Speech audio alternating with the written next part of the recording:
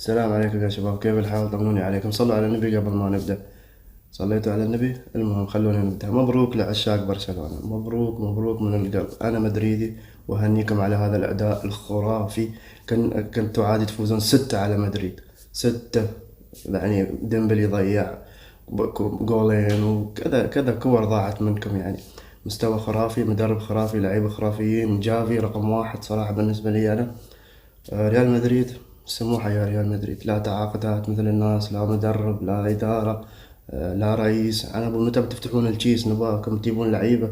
ما عندنا لعيبة من كم 11 سنة الحين جالسين على كارفاخال ولوكاس فاسكس. خلاص يا ابوي خلاص، غيروا، جيبوا أظهرة. اكتبوا في الكومنتس شو رايكم انتم في أداء ريال مدريد الخايس هذا. أنا بالنسبة لي أداء ما يودي حتى حق الدوري. والله يمكن ما نجيب الدوري بعد، حتى كأس الأندية هذا كأس العالم يمكن ما نجيبه. اكتبوا في الكومنت.